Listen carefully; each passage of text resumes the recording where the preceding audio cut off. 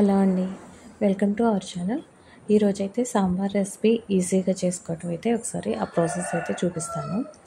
మేము రెండు రకాలుగా చేసుకోవచ్చు. ఒకటి వెజిటబుల్స్ అన్నీ ఉడకబెట్టుకుని చేసుకోవచ్చు, ఇలా పోపులో కూడా వేసుకుని చేసుకోవచ్చు. రెండు బాగుంటాయి అన్నమాట.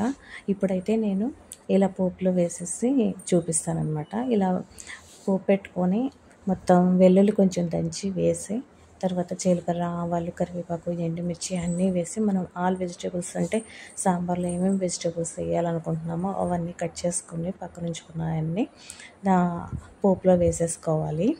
వేసుకున్నాక పప్పు కుక్కర్లో 3 విజిల్స్ వచ్చేలాగా ఉడకబెట్టుకొని ఆ పప్పు మెత్తగా మెదిపేసేసుకొని ఆ పప్పు దానిలో వేసి చింతపండు పులుసు కూడా వేసేసి, తర్వాత మనకి టేస్ట్కి సరిపడా ఉప్పు, కారం, కొంచెం పసుపు వేసుకొని కొద్దిగా సాంబార్ పొడి కూడా వేసుకొని కరివేపాకు, కొత్తిమీర వేసేసి మరగనించటమేనమాట.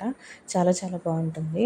ముక్కలన్నిటికీ కూడా మనం పోపులో వేస్తాం కదా, కొంచెం చింతపండు పులుసు కూడా వేస్తాం కాబట్టి అదంతా ఆ ఫ్లేవర్ అంతా కూడా ముక్కలు ఉడికేటప్పుడే కొంచెం ఏగేటప్పుడే కొంచెం సాల్ట్ వేస్తే అవన్నీ ముక్కలకు పడతాయి. టేస్ట్ అనేది చాలా చాలా బాగుంటుంది. ఒకసారి ఇలా ట్రై చేయండి. Thank you for